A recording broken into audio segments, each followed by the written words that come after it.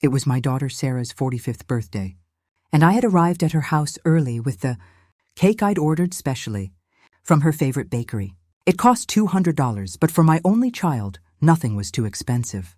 I knocked on the door with a smile, expecting to see her face light up like it did when she was a little girl. But when she opened it, her expression was one of total annoyance. "Oh, it's you," she muttered, without even looking me in the eye. "Happy birthday, my love," I said, holding out the cake with the candles already in place. "I brought your favorite chocolate with strawberries. Just like when you were a kid." Sarah sighed deeply, as if my presence was an unbearable burden. "Mom, we need to talk," she said dryly, letting me inside without even a thank you for the cake. We sat down in the living room of her beautiful home, a house that I had completely financed when she and Tom got married. It had been $150,000 that I'd pulled from my life savings, money I'd saved penny by penny, working double shifts as a nurse for 40 years. "You know, Mom," Sarah began in that cold voice she had developed over the past few years, "I've been thinking a lot about my birthday, about presents, and about what would truly make me happy." I nodded enthusiastically. "Of course, my love. Tell me what you want, and I'll get it for you. A trip, some jewelry, maybe that new car you mentioned." Sarah looked me straight in the eye, and what I saw there chilled me to the bone. It was pure contempt. "The one thing I'd love most as a birthday present," she said slowly, savoring each word, "is for you to just die." The world stopped. I literally felt as if someone had ripped my heart from my chest. Her words echoed in my ears like an endless loop. My daughter, my own daughter, had wished for my death as a birthday gift. What? What did you just say?" I managed to whisper, feeling tears welling up in my eyes. "You heard me," she continued with a coldness that cut through me like knives. "I'm tired of you, Mom. Tired of your constant calls, your unexpected visits, of you always being here bothering me. My life would be so much easier and happier if you would just disappear." My hands were shaking uncontrollably. At 72 years old, after 45 years of being her mother, I never thought I would hear those words come out of her mouth. "Sarah," I managed to say between sobs, "I'm your mother. I've given you everything. I've sacrificed everything for you." "Exactly," she interrupted, standing up from the sofa. "And that's why you're suffocating me. I can't breathe with your constant presence. I need freedom. I need you to let me live my life without your drama and your emotional needs." The $200 cake was still in my hands, the candles beginning to melt. Everything I had dreamed for that day, hugs, laughter, maybe a family dinner, vanished like smoke. "But honey," I tried one more time. "I just want to be close to you, to be a part of your life. You're all I have." "And that's exactly the problem," she replied, crossing her arms. "The fact that I'm all you have. Go get a life of your own and leave me alone." I got up from the sofa, my legs trembling, carrying that cake that now felt like a mockery. "I can't believe you're saying this to me," I murmured. "After everything I've done for you." "Everything you've done?" She laughed sarcastically. "Mom, everything you've done has been for your own benefit, to feel needed, to have control over my life. But I'm not a little girl anymore." I walked toward the door, feeling as if each step was costing me years of my life. As I reached the threshold, I turned one last time, hoping to see some regret in her eyes, some sign of the sweet little girl she once was. But I only saw impatience for me to leave so she could finally celebrate her birthday, without the nuisance I represented. "Happy birthday, Sarah," I murmured. And I walked out of that house, closing the door behind me.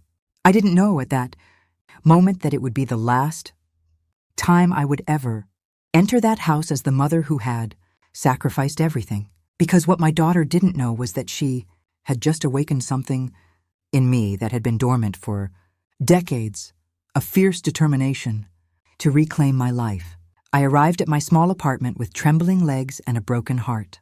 The $200 cake ended up in the trash, the melted candles a reflection of the tears that wouldn't stop falling. I sat on my old sofa, the same sofa where I had nursed Sarah as a baby, where I had read her stories for years, where I had cried tears of happiness every time she called me. Mom, how had I ended up here? How could my own daughter, the child I had carried in my womb for 9 months, wish for my death with such coldness? I began to remember everything. absolutely everything I had done for her over the past 45 years. When she was 3 and got pneumonia, I worked triple shifts at the hospital to pay for her medicine. It was $200 in antibiotics that my insurance didn't cover. Money I got from selling my late mother's jewelry. When she turned 16 and wanted to go to the prom, I worked entire weekends for 4 months to buy her that pink dress that cost $800. I remember how her eyes sparkled when she tried it on. "Thank you, Mom. You're the best in the world," she had said, hugging me tight. In college, when she changed her major for the 3rd time, I paid for every semester without a single complaint. $42,000 in total, money I got by taking out a second mortgage on my house. "Don't worry, honey," I would tell her every time she called me crying. "Your education is the most important thing." When she married Tom, I organized and paid for the entire wedding, $35,000, so she could have the wedding of her dreams. The most elegant ballroom in the city, the most beautiful flowers, the menu she chose without worrying about the price. "I want my princess to have everything," I told her as I signed check after check. And then came the house, that very house where she had just humiliated me. When Sarah and Tom decided they wanted to buy their first property, I didn't hesitate for a second. "Don't worry about the down payment," I told them. "I'll take care of it." It was $150,000 from my life savings, the money I had been saving for my retirement. But it didn't end there. When the twins arrived 5 years ago, Emily and Jack, I became the free babysitter. Every night Sarah wanted to go out with Tom. Every time they had plans and needed someone to watch the kids, there I was, not charging a single cent, happy to help my daughter have the life she had always dreamed of. When Tom lost his job last year, who paid the mortgage for 8 months? Me, $16,000 that I took from my pension, money that meant eating rice and beans for weeks just to stretch my income. And when the twins needed braces, another $4,000 that I covered without a second thought. "Don't worry," I told them, seeing their distressed faces. "That's what grandparents are for." I got up from the sofa and went to my desk where I kept all the receipts, all the proof of every single penny I had spent on my daughter and her family. They were boxes and boxes of documents that I had kept, not because of mistrust, but because it made me proud to remember everything I had been able to do for them. I started doing the math, raising Sarah from birth until she was on her own. Approximately $200,000, college, $42,000, the wedding, $35,000, the down payment on the house, $150,000, the mortgage payments when Tom was unemployed, $16,000, the twins' braces, $4,000, the birthday and Christmas gifts overall. Those years, at least $10,000 more. The total was devastating, over $457,000, almost $500,000 that I had invested in my daughter's happiness. And all of it to hear that her greatest desire was for me to die. Tears fell onto the papers as I added and subtracted. If I had put that money in a savings account with compound interest, today I would have more than $600,000. I could be living in a nice house, traveling the world, enjoying a comfortable retirement instead of counting pennies in this tiny apartment. But no, I had chosen to invest in love. I had chosen to believe that the money spent on my daughter was money well spent, that every sacrifice was worth it, because in the end, I would have a daughter who loved me and would take care of me in my old age. How foolish I had been.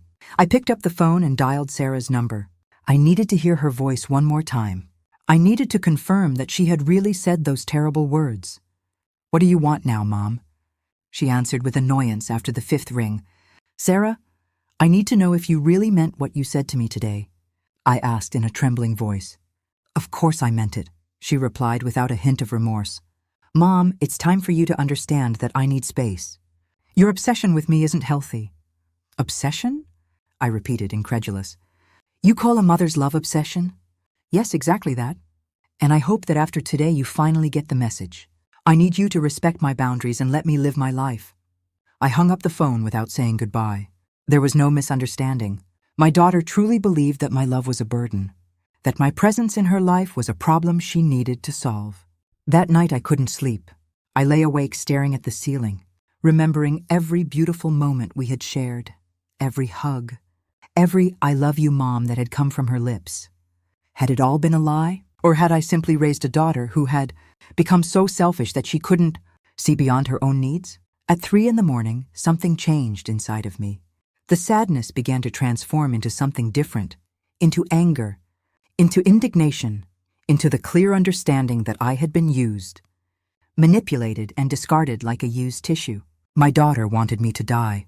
Well, maybe it was time to give her exactly what she asked for. The next day, I woke up with a mental clarity I hadn't experienced in years. The sadness had given way to something more powerful: determination. If my daughter wanted me to disappear from her life, I would, but not in the way she expected. I put on my best clothes and went out with a defined purpose. First stop, the bank where I had a joint account with Sarah for her house's emergency expenses. That account I had opened just in case, and in which I had deposited $20,000 for any unforeseen events that might arise.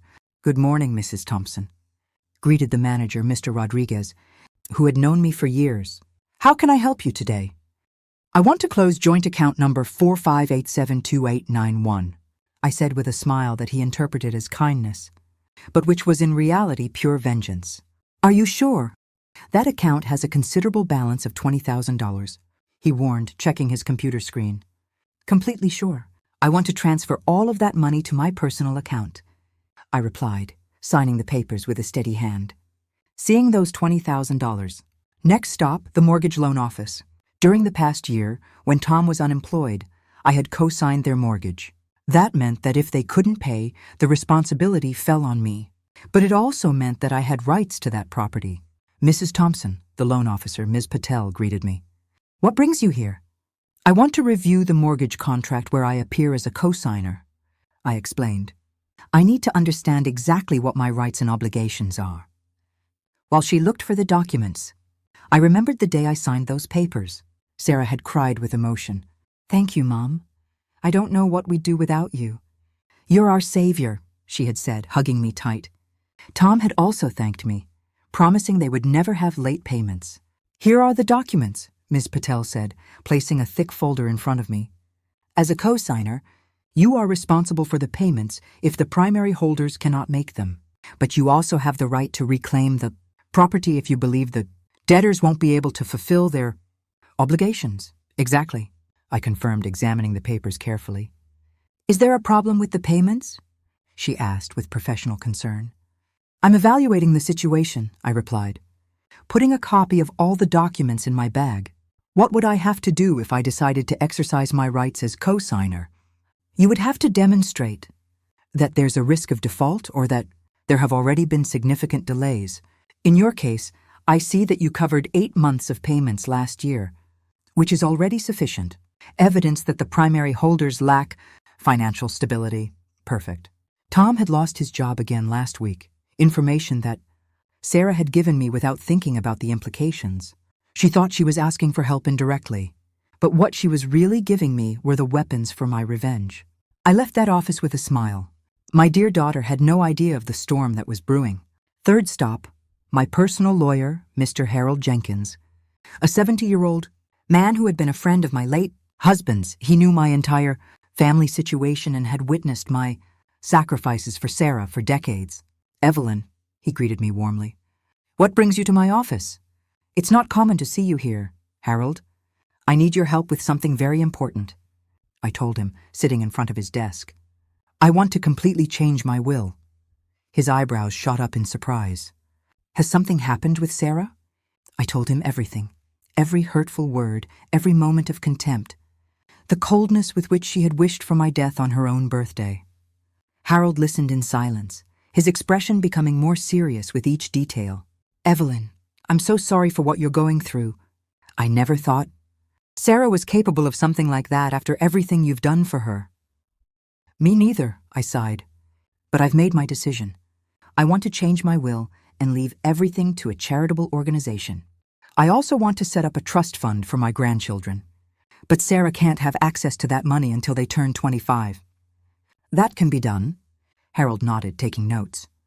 "Do you also want to change the beneficiaries of your life insurance?" "Of course. Anything with Sarah's name on it, I want to change it. My daughter wants me to die, but when I do, she's not going to receive a single penny from me." We spent 2 hours reviewing all my legal documents. My $100,000 life insurance policy, my savings, my apartment, my investments, Everything that had once been designated for Sarah would now go to the Children's Orphanage Foundation, where I had volunteered for years. "There's something else," I said when we were finishing. "I want you to prepare all the documents to reclaim the house where Sarah lives. As the co-signer of the mortgage, I have rights." And her husband just lost his job again. Harold's eyes lit up with understanding. "Now I see where you're going with all of this. Are you sure you want to go that far?" "Completely sure," I replied with a determination that surprised even myself. "My daughter told me her life would be easier if I disappeared.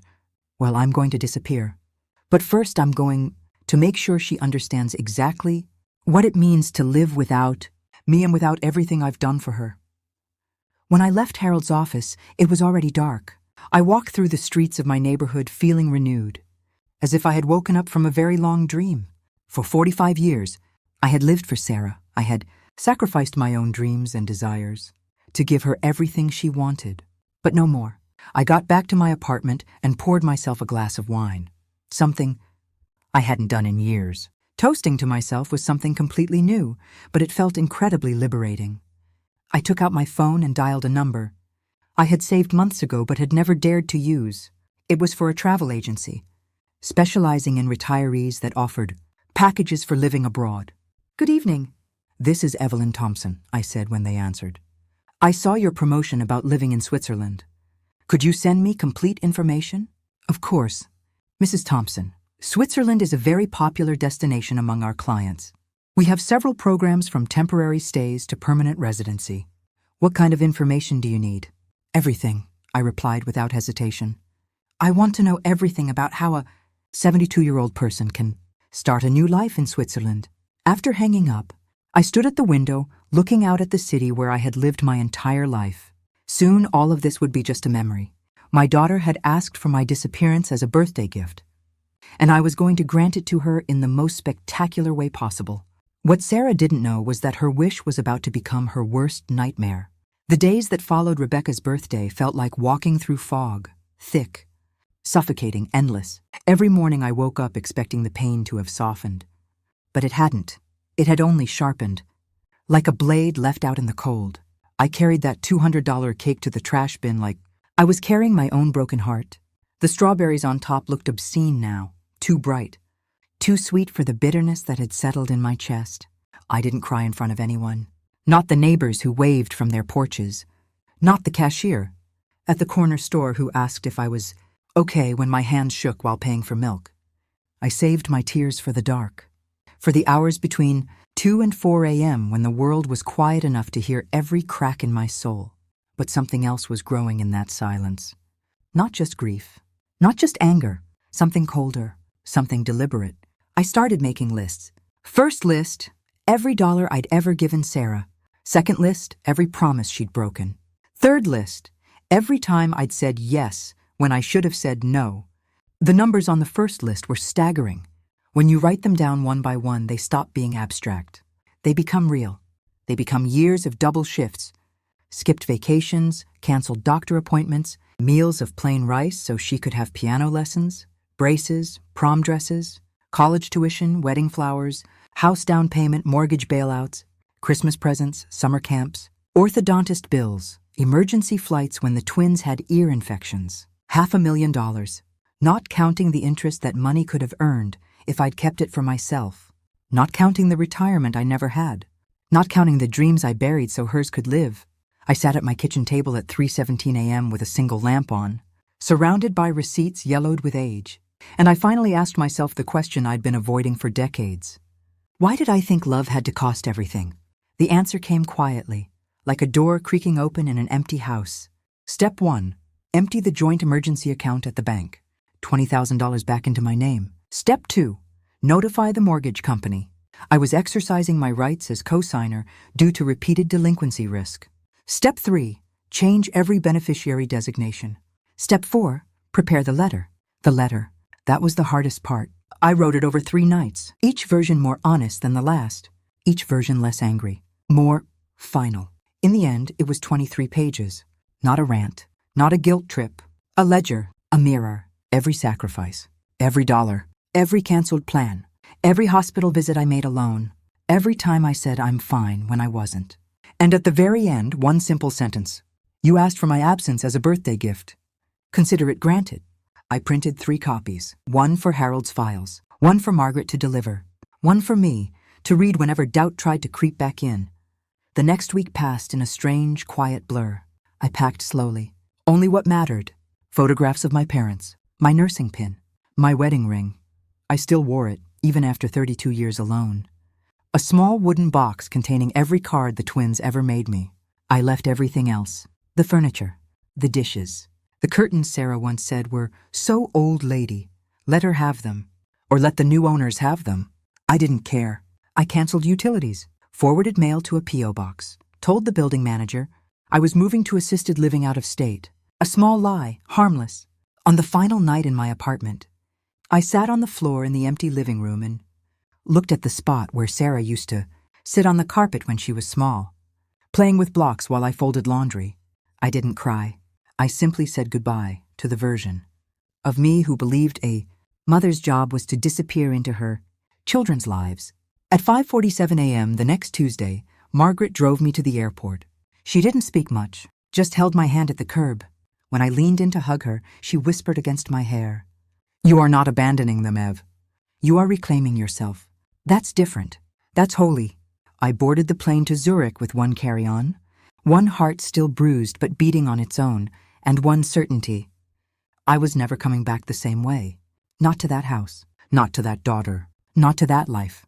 As the plane lifted off, I looked out the window at the shrinking city lights and whispered to no one and everyone, "Goodbye, old Evelyn. Hello, whoever comes next."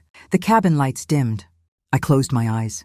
For the first time in 45 years, I slept without dreaming of someone else's emergencies. And when I woke up, the world was new, and I was finally in it. The flight to Zurich was long, 12 hours of recycled air and recycled thoughts. But for the first time in decades, no one needed me. No frantic calls from Sarah about the twins, school projects, or Tom's latest job drama. No emergency texts about forgotten groceries or overdue bills. Just me, a window seat, and the hum of engines carrying me away from the life I'd outgrown. When the plane touched down, the air smelled different, cleaner, crisper, like possibility. The travel agency's representative, a young man named Lucas with a warm smile and impeccable English, met me at arrivals. "Mrs. Thompson? Welcome to Switzerland. We've arranged everything just as discussed." He drove me through streets lined with chocolate, shops and clock towers to a small, furnished apartment overlooking Lake Zurich. It was modest, 1 bedroom, a kitchenette with a view of swans gliding on the water, a balcony big enough for morning coffee and evening reflection. "This is yours for the first month," Lucas explained. "While you decide on permanent residency, we've scheduled meetings with immigration, a financial advisor, and even a local senior social group if you're interested."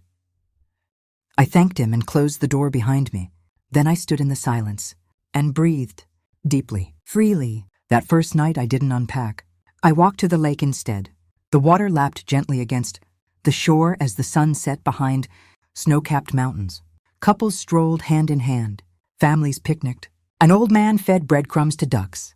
I sat on a bench and watched it all. For years, I'd imagined moments like this, quiet, unhurried. Mine. But there was always a but. But Sarah needed help with her thesis. But the twins had soccer practice. But Tom lost another job. No more buts. The next morning, I woke without an alarm, made tea with milk from the corner market, sat on the balcony and journaled, not about Sarah's needs, but about mine. What did Evelyn Thompson want? To paint again? I'd loved watercolors in nursing school, but gave them up when shifts doubled. To learn German? Why not? This was my home now. To hike? The Alps were right there, waiting. To volunteer, not out of obligation, but joy? The local hospital had a program for retired nurses. Possibilities stretched before me like the lake at dawn. But first, paperwork. The financial advisor, Herr Keller, was a silver-haired man with kind eyes and a no-nonsense demeanor. "Your pension transfers easily," he said over coffee in his office. "With your savings now unencumbered by external obligations, you can live comfortably here. Excellent health care, stable economy, low crime." I showed him the numbers Harold had prepared, the reclaimed joint account funds, the life insurance redirected to charity, the mortgage reclamation process underway. Impressive foresight, he nodded. Many come here fleeing family entanglements. You're not alone. His words were a balm. I wasn't crazy. I wasn't selfish. I was normal, human. That afternoon, I enrolled in a beginner's German class at the community center. The teacher, Frau Meyer, was patient with my rusty high school phrases. My classmates were a mix: young expats, retirees like me, refugees rebuilding lives. After class, a woman named Greta, 68, from Berlin, silver braid down her back, invited me for strudel at a nearby cafe. First time in Switzerland? She asked. First time living for myself, I confessed. She smiled knowingly. Ah, the prodigal mother story. Mine ran away to Greece after my son called me a burden at 65. Best decision ever. We talked for hours, shared scars, laughed at the absurdity of it all. When I returned to my apartment, my phone, still on US time, lit up with missed calls, Sarah, Tom, unknown numbers. I didn't answer. Instead, I opened my laptop and checked the status update from Harold. The mortgage company has been notified. Given Tom's recent unemployment and prior delinquencies you covered, reclamation proceedings can begin immediately if payments falter again. Your initial $150,000 down payment is protected. I felt a pang, not regret exactly, but memory. The day I'd handed over that check, Sarah's hug had felt like sunlight. Mom, you're a miracle. Now that miracle was mine alone. The letter Margaret would deliver in 3 days weighed on me. Not with doubt, but anticipation. What would Sarah do when she read it? Cry? Rage? Finally understand? It didn't matter. Her reaction was no longer my responsibility. The next few days blurred into a rhythm of newness. Morning walks along the lake, afternoon German practice, evenings with books I'd never had time for.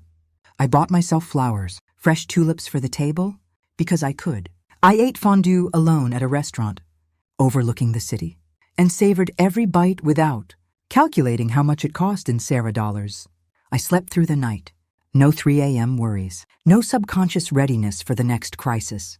On the third day, my phone rang at precisely 2:14 p.m., Zurich time, morning back home. Sarah. I let it go to voicemail. Then the texts began. Mom? Margaret just came by with your letter. What is this? You're joking, right? This isn't funny. Call me now. How could you do this? The bank called about the mortgage.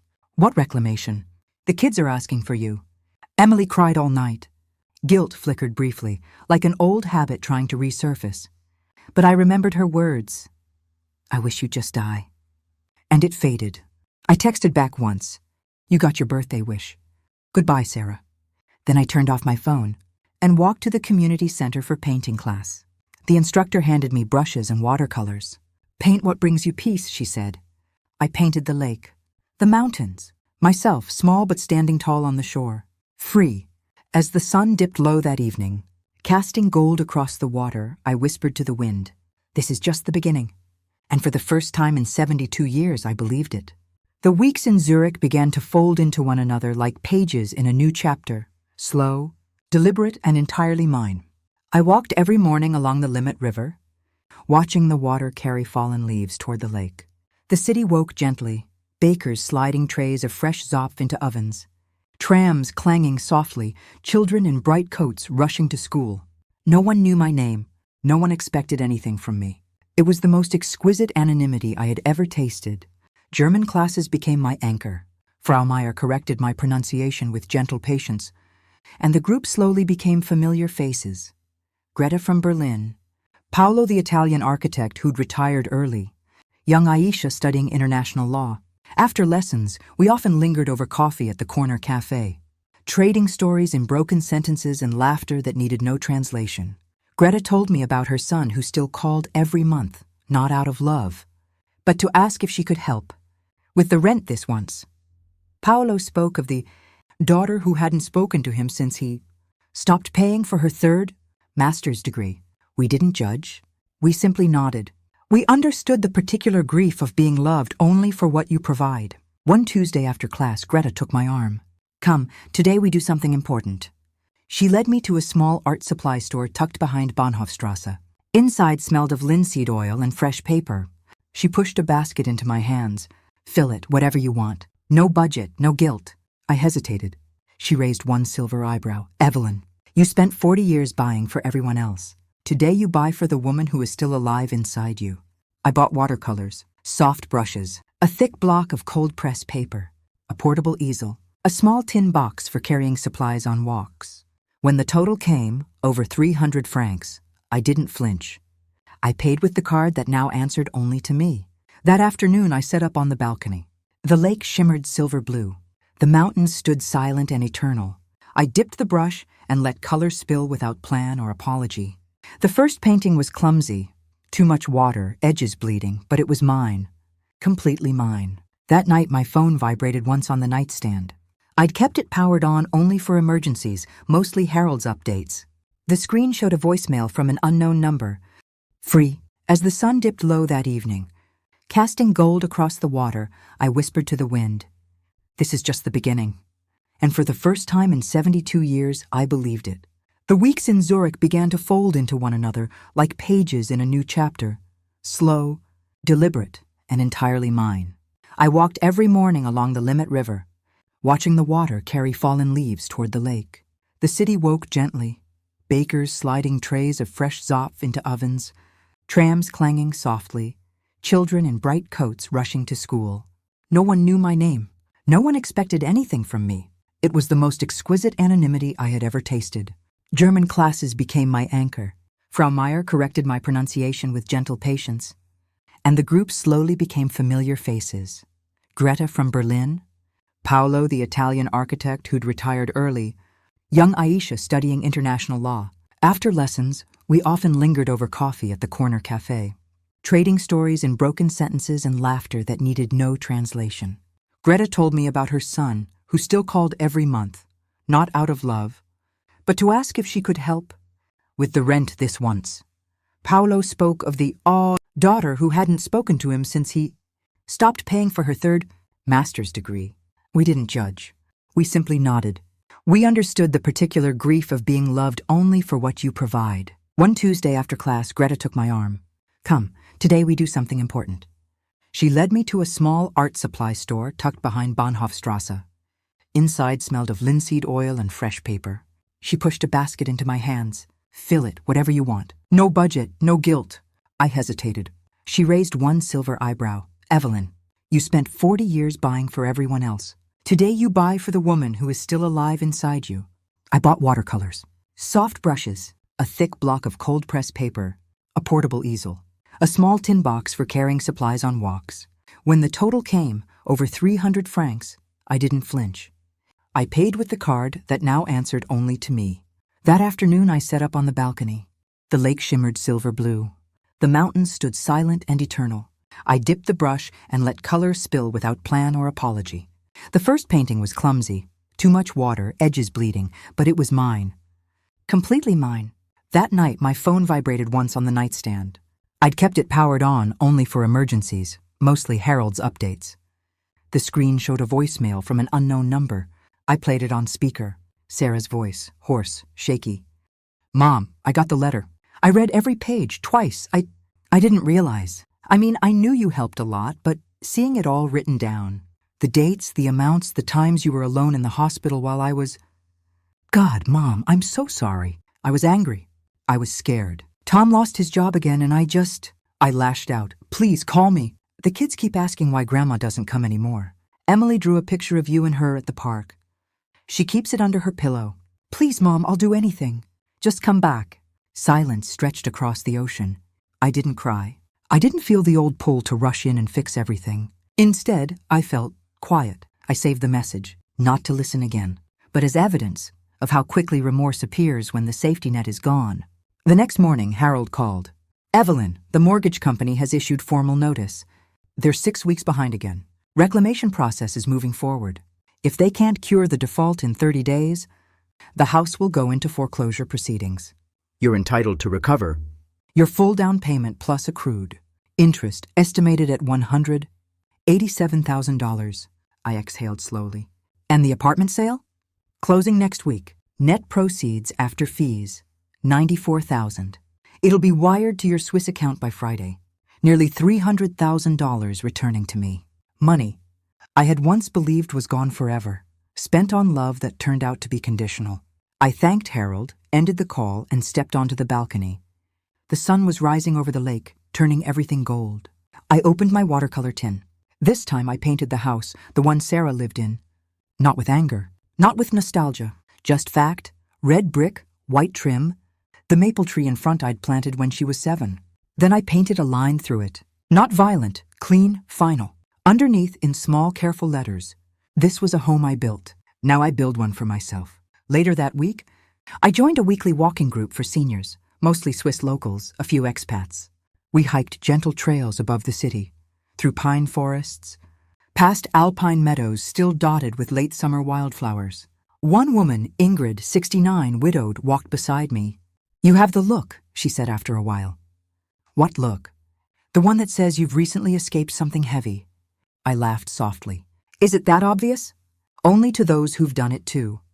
She told me about her daughter who moved to Canada, took the grandchildren, and only called when she needed money for a new car or a down payment on a condo. When Ingrid finally said no, the calls stopped, completely. "It hurt," she admitted, "like amputation. But now I can breathe. And the pain is different. It's honest pain. Not the slow bleed of being used." Her words settled into me like stones in a riverbed. That night I started a new journal, not the one full of lists and receipts, but a blank one for the future. I wrote, "Things I will never apologize for again. Wanting peace. Choosing myself. Saying no. Living." The next Sunday, I attended a small expat gathering at a lakeside cafe. Someone had brought a guitar. Someone else brought homemade apple strudel. We sang old songs in half a dozen languages, laughing when the words didn't match. I stayed until the stars came out. When I walked home, the streets were quiet except for the soft chime of church bells. I felt it then, something I hadn't felt since I was 22. Before Sarah, before nursing school, before the life of endless giving began. Joy. Small, tentative, but real. I unlocked my door, stepped inside, and whispered to the empty rooms, "Welcome home, Evelyn." And for the first time, the words were true. Months slipped by in Zurich like snow melting into spring. Quiet. Inevitable, transformative. My German improved enough that I could order coffee without the barista, switching to English, haggle at the weekly market for fresh berries, and even join conversations at the senior walking group without feeling like a child. Words that once felt foreign now lived comfortably on my tongue. Frau Meyer clapped when I told a small joke in class. The group laughed. For the first time in decades, I felt seen, not as someone's mother, not as someone's bank account, but simply as Evelyn. Painting became my ritual. Every Saturday morning, I packed my portable easel and walked to the same spot by the lake. A wooden bench under an ancient linden tree. I painted the changing seasons, the way frost rimmed the reeds in winter, how crocuses pushed through snow in March, how the water turned sapphire under July sun. One afternoon, as I was rinsing brushes, Ingrid from the walking group sat beside me uninvited. "You're getting good," she said, nodding at the canvas. A simple landscape, lake, mountains, a single small figure standing at the water's edge. "That's me," I told her. The first time I realized I could stand alone. Ingrid smiled. Most people never paint that picture. They spend their whole lives erasing themselves from the frame. Her words stayed with me. That evening I opened the journal again. New entry. Things I have learned in Switzerland. 1. Silence is not loneliness. It is space to hear my own thoughts. 2. Saying no does not make me cruel. It makes me honest. 3. Love that demands everything is not love. It is consumption. 4. I am allowed to be the main character of my own story. I closed the journal and looked out at the city lights twinkling across the lake. My phone had been mostly silent for weeks. Sarah's last voicemail had come 2 months earlier, tearful, pleading, promising change. I hadn't replied. Harold sent quarterly updates. Foreclosure proceedings complete. House sold at auction. My $150,000. Down payment plus interest wired to my account. $192,400 total recovered. My old apartment in the States had closed too. Another $94,000. The money sat in a high-yield Swiss account, growing quietly. No one was going to borrow from it. No emergencies, no guilt. I used a small portion to buy a season ticket for the Zurich Opera. First time in my life I'd ever attended. Sitting in the third balcony, listening to La Traviata. I cried through the entire second act, not for Violetta's sacrifice, but for all the years I had lived her story without knowing it. After the performance, I walked home under street lamps, humming the music softly to myself. One crisp October morning, a thick envelope arrived from the States. Margaret's handwriting on the front. Inside, a smaller envelope addressed in childish block letters. Emily and Jack. My heart stuttered. I sat at the kitchen table, opened it carefully. Dear Grandma, Dad told us the truth. He said Mom said mean things to you and you had to go away to be happy. We miss you so much. We understand why you left. We don't blame you. Emily drew a picture of you in Switzerland with mountains and a lake. Jack says you're probably eating chocolate every day. He's jealous. When we're older, like 18, can we come visit you? We promise we won't ask for money or anything. We just want to see you and hug you and tell you we love you. We're sorry Mom hurt you. We love you forever. Emily drew 2 hearts. Jack drew a dinosaur. He still loves dinosaurs. We miss your stories and your hugs and the way you make pancakes with smiley faces. Love, Emily and Jack. A photograph slipped out. The twins at the park last summer. Emily holding a dandelion, Jack making a silly face. They looked older, taller, but their eyes were the same eyes Sarah had when she was small, before life taught her to measure love in dollars. I cried then, not the broken sobs of that birthday. These were quieter tears, cleansing. I wrote back the same day, My dearest Emily and Jack, your letter is the most beautiful thing I've received in years. I love you both with every piece of my heart. Always have, always will. Yes, when you're older and can make your own choices, my door will be open. My arms will be open. There will be hugs and stories and pancakes with smiley faces. Until then, be kind to each other. Be kind to your dad. And remember, words can build bridges or burn them. Choose carefully. I'm happy here. Truly happy. I paint, I walk, I listen to music, I make new friends. I'm learning that grandmas can have adventures too. I keep your picture on my desk. Every morning I look at it and smile. I love you forever and always. Grandma Evelyn. I sealed the envelope, added extra stamps for good measure, and walked to the post office. When I dropped it in the slot, I felt something shift inside me, like the last knot in a long rope finally coming loose. That night I started something new, not a journal entry, a book. Title, Working, When a Mother Chooses Herself. I wrote the first chapter that evening, by lamplight, with the lake whispering outside. Chapter 1, The Birthday Wish. I wrote about the cake, the $200 cake, the melted candles, the words that changed everything. I wrote honestly, no exaggeration, no villainy, just truth. Because somewhere I knew there was another mother reading receipts at 3 a.m., wondering if love had to cost her everything. I wanted her to know it didn't. I wanted her to know she could leave. She could rebuild. She could paint her own picture. I wrote until my eyes burned, then closed the laptop and stepped onto the balcony. The moon was full over the Alps. I raised my coffee cup to it.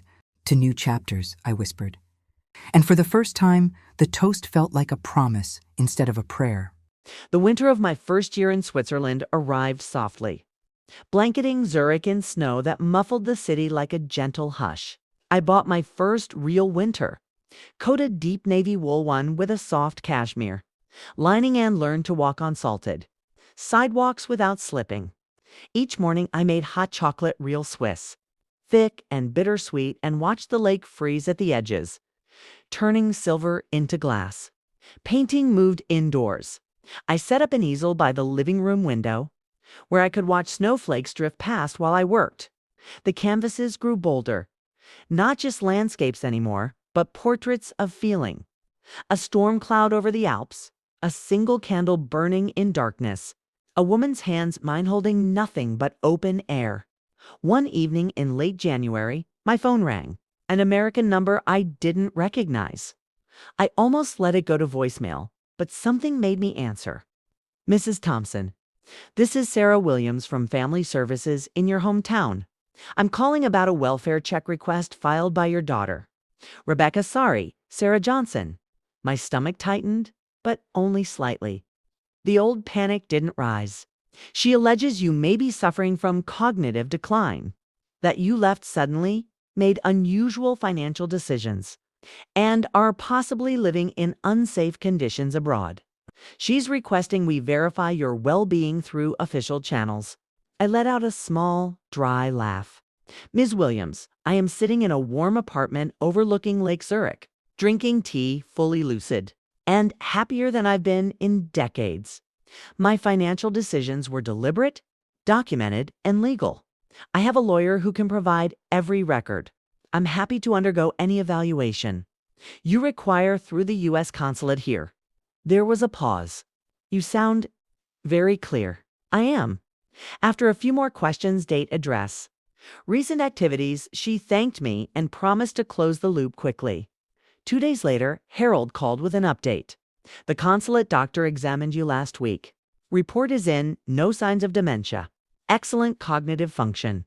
Decision-making capacity intact. Case closed. And Evelyn. Sarah's lawyer tried to challenge the will changes and the mortgage reclamation. They've got nowhere. The judge called it a textbook case of buyers. Remorse after years of exploitation. I exhaled a breath I didn't realize I'd been holding. Thank you, Harold. One more thing. The defamation suit you authorized against her for the false dementia claim. It's filed. She's been served. She'll have to answer in court. I didn't feel triumph, just closure. A quiet door shutting for good. That night, I finished chapter 5 of the book, The Cost of False Alarms. I wrote about how quickly concern for a mother's safety can turn into concern for a mother's wallet. How the same daughter who wished me dead suddenly feared for my life when the checks stopped. How love twisted into leverage. I sent the draft to a small Swiss publisher I'd met through the expat book club. Brigitte, the editor, emailed back within hours. Powerful, raw, necessary, we want it. The book deal came 2 months later. Modest advance. But it wasn't about money. It was about voice. Spring arrived with crocuses and longer days. I hiked higher trails now, my legs stronger, my breath steadier. One Sunday, the walking group reached a ridge overlooking the entire lake and city. We sat on rocks, shared apples and cheese, watched clouds drift like slow thoughts. Ingrid leaned close. You're different from when you arrived. How so? You used to look like you were waiting for permission to exist. Now you just exist. I smiled into the wind. That summer. The book was released when a mother chooses her self-a memoir of liberation at 72 White, sold quietly at first mostly to women in book clubs, retirement communities, online forums for estranged parents. Then it caught fire. Translations into German, French, Spanish, interviews on Swiss radio. A podcast appearance that went viral in the U.S. letters poured in. From a woman in Texas. I sold my house to my son for $1 years ago. After reading your book, I hired a lawyer. He's furious, but I'm free. From a retired teacher in Ireland, my daughter hasn't spoken to me in 3 years because I said no to funding her wedding. Your words gave me courage to stop apologizing. From a 38-year-old daughter in California, I read your book and realized I've been treating my mom like an ATM. I called her crying. We're trying to fix it. Thank you for showing me the damage before it was too late. Each letter felt like a small candle lit in the dark. One morning in late August, another envelope arrived, no return address. Childish handwriting. Inside, a single sheet of paper. Dear Grandma, Mom doesn't know we're writing this. Dad helped us mail it. We read your book. Dad read the hard parts to us. We cried a lot. We're sorry for everything Mom said. We miss you every day. We're moving to a smaller apartment next month. Mom has a job now. She cries sometimes when she thinks we're asleep. Emily wants to be a painter like you when she grows up. Jack says he'll be a dinosaur scientist. He hasn't changed. We love you. We're proud of you. Thank you for teaching us that people can choose themselves. We hope one day we can see you again. Love always. Emily and Jack. A small watercolor slipped out in Millie's hand. Me standing on a mountain, smiling. With 2 little stick figures holding my hands. Asterisk, I pressed it to my chest. Then I walked to the balcony, looked at the lake glittering in the sun, and whispered, You're welcome, my loves, and I'm waiting. The story wasn't over, but for the first time, it was mine to finish exactly as I chose. Years passed in Zurich, the way seasons pass over the lake, each one distinct, each one leaving its mark, each one making the next possible by my 75th birthday. The book had found its way into thousands of hands. It wasn't a bestseller in the flashy, sense-no talk show circuits. No million-copy print runs, but it lived quietly and powerfully in the lives of women who needed it most. Support groups formed around it in retirement communities from Seattle to Sydney. Online forums carried threads titled Evelyn's Rules, where mothers shared stories of finally saying no, of reclaiming bank accounts, of learning to sleep through the night without waiting for the phone to ring with the next crisis. I kept every letter. They filled a wooden chest on the balcony, lined with lavender sachets. Sometimes, late at night, I would open the chest and read a few by lamplight, letting the words remind me why I had chosen this path. The apartment had become truly mine.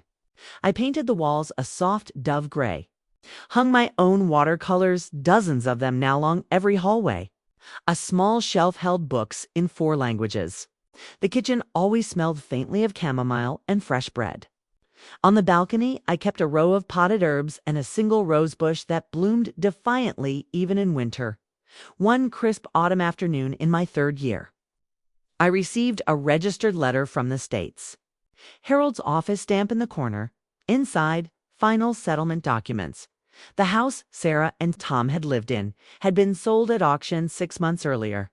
After all, fees, taxes, and outstanding mortgage balance, the remaining proceeds my original down payment, plus interest, totaled $198,700.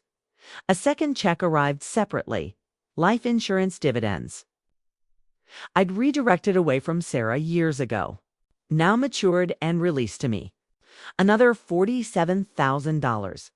I sat with the papers spread across the table, sunlight slanting through the window. Nearly $250,000. $1 million more than I had expected. Money I had once believed was gone, forever spent on love that demanded repayment in silence and obedience. I didn't feel greedy. I felt returned to myself. That evening, I walked to the lake, sat on my favorite bench, and made a decision. I established a small scholarship fund at the local art school for women over 60 who wanted to study painting but couldn't afford it. I named it quietly the Open Canvas Fund. No fanfare, no plaques. Just a way to give back to the part of life I had rediscovered. The first recipient was a 71-year-old widow from Lisbon who had never held a brush before. Her thank you note arrived with a small watercolor of a lemon tree. It hung beside my own paintings. Now, Sarah never wrote again after the children's letter. Harold mentioned in passing that she and Tom had divorced amicably 2 years ago. She worked full-time as an office manager. The twins were in high school, Millie on the art track, Jack playing varsity soccer. They were doing well. They were resilient. I didn't ask for more details. I didn't need them. Some wounds scar over. Some relationships end not in explosions, but in quiet acceptance. On the morning of my 76th birthday, I woke early. Snow had fallen overnight, turning the city into something soft and luminous. I made coffee, wrapped myself in the navy wool coat, and walked to the lake. The water was still, reflecting the pale winter sky. A few swans glided past like white ghosts. I stood there a long time. Then I spoke aloud to the lake, to the mountains, to the woman I had become. "Thank you," I said, "for the courage, for the pain that forced the change, for the life I finally chose." A breeze stirred the bare branches. I smiled. Later that day, a package arrived from the States. No return address, just my name in careful block letters, inside a small wooden box. When I opened it, my breath caught 2 handmade ceramic ornaments, pancakes with tiny smiley faces painted on them. A note folded beneath. "Grandma, we're 18 next year. We're coming to Switzerland. We want to see the Lake Dot. We want to see your paintings. We want to hug you. We've saved for the tickets ourselves. No. Asking Dotch is coming. We love you more than words, Emily." And Jackie held the ornaments in my palms until they warmed. Then I placed them on the windowsill, where the morning light would find them every day. That night started the final chapter of the book's second edition. Title: Epilogue, The Door That Stays. Open Eye wrote, "Sometimes forgiveness doesn't look like reconciliation. Sometimes it looks like peace. Sometimes it looks like a grandmother painting by a lake, waiting for two young people who are finally ready to meet her not as a resource, but as a person." I closed the laptop, stepped onto the balcony, looked at the stars above the snow-covered Alps, and whispered, "I'm ready when you are." The lake listened. The mountains stood witness. And for the first time in 76 years, I felt completely, quietly, gloriously whole. Time, it turns out, doesn't heal everything, but it does rearrange the pieces until they fit differently. For years after that, birthday cake melted into nothing. I stood on the balcony of my Zurich apartment watching snow fall in slow, perfect spirals. It was early December, the kind of cold that makes your breath bloom like white flowers. I was 76 now, older, slower in the mornings, but lighter in every way that mattered. The book had a second edition now. A quiet German translation sat on shelves in bookstores along Bahnhofstrasse. A small Spanish version traveled through libraries in Mexico and Argentina. Women wrote to me still letters that arrived like gentle postcards from parallel lives. Some had left, some had stayed and drawn new boundaries. Some had reconciled, but only after both sides learned what respect actually costs. I answered every one, not because I owed them anything, but because once I had been the woman at 3 a.m. with receipts and a broken heart, wondering if I was the villain for wanting to breathe. The twins. Emily and Jack turned 18 that spring. They arrived in June, 2 suitcases each, nervous smiles, and eyes that searched the arrivals hall like they were afraid I might not be real. Emily had grown into a young woman with Sarah's cheekbones, but none of the guarded sharpness. Jack was taller than I remembered, all long limbs and shy grins, still carrying that same dinosaur keychain he'd had at 10. They saw me. First, I saw them break into a run. The hug lasted so long in the airport. Security guards smiled and looked away. We didn't talk about the past, right? Away. We walked along the lake instead, ate gelato, rode the funicular up to Uetliberg, and watched the city spread out like a jeweled quilt below us. They told me about school, about college applications, about the small apartment they shared with their mother now. They told me Sarah had started therapy last year, that she cried when she read the book, that she still hadn't found the words to call. I listened. I didn't offer advice. I didn't defend or accuse. I simply said, "I'm glad you're here." That night in my small apartment, we made pancakes, smiley faces, extra chocolate chips, just like before. Emily set her phone aside, no scrolling, no distractions, and said quietly, "We read every page of your book. Dad helped us with the hard parts. We understand now why you left, and we're so proud of you." Jack nodded, eyes shiny. "You didn't just survive. You won." I swallowed hard. Then I reached across the table and took both their hands. "I didn't win," I said softly. "I chose and choosing myself made room for this moment. For you too. For pancakes at midnight in Switzerland."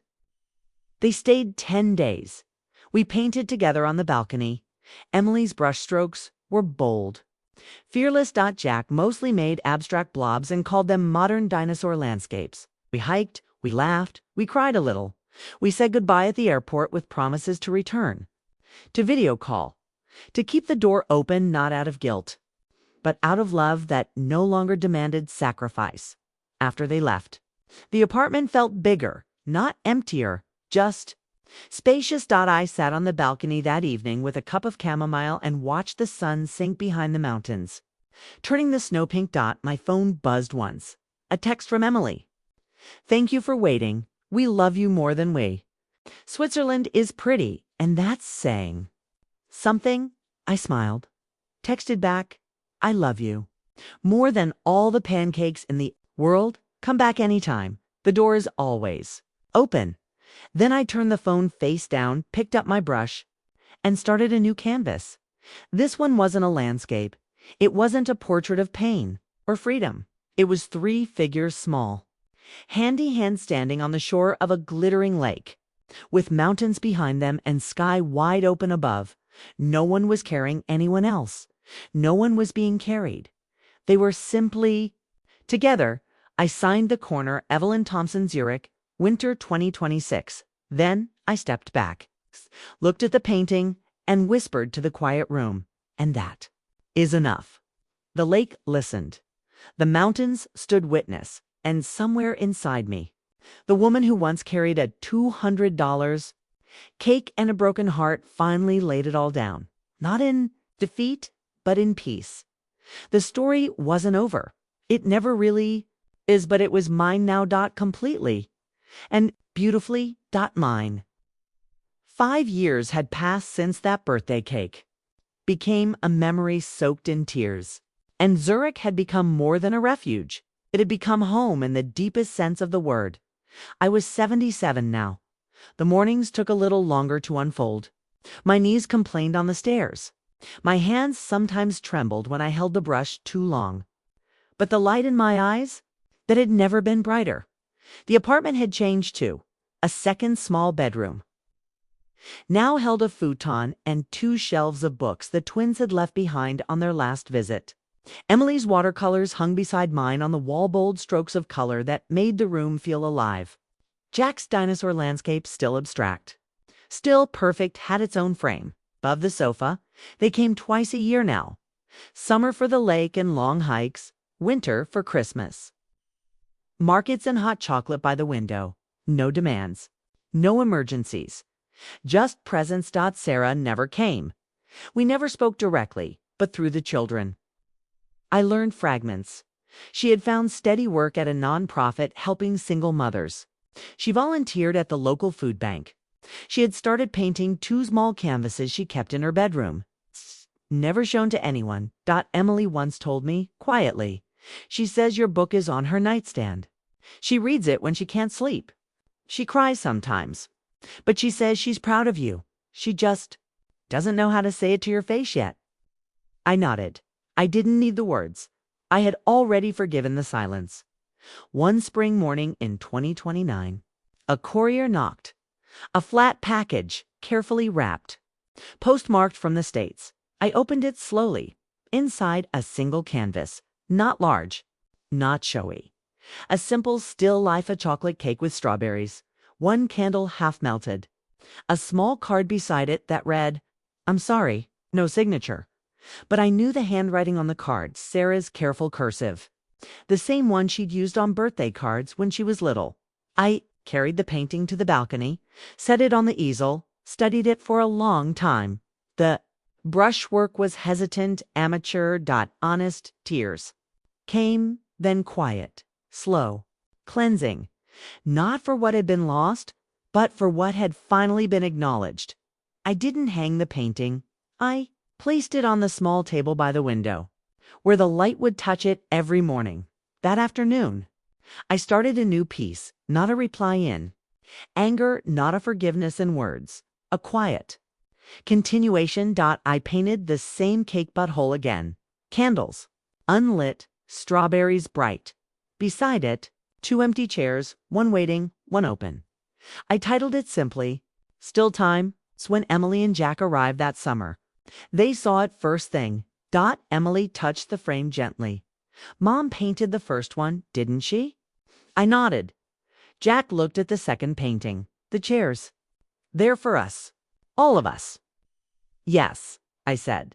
Whenever anyone is ready. We didn't speak of it again. That visit. We didn't need to. We walked the lake. We painted together. We ate pancakes at midnight, and when they left, hugging me tightly at the gate, Emily whispered against my ear, "Mom says to tell you she's trying. She says she hopes one day she can sit in that second chair." I smiled into her hair. Tell her the chair isn't going anywhere. Years later, when I was 81, when the twins were 25 and starting lives of their own, I received one last package, no note, no card. Just a small watercolor, a single chair. But now there were two side by. Side dot empty dot waiting dot and on the back, in faint pencil, "Thank you for keeping the door open. I'm learning how to walk through it." I never hung that painting either.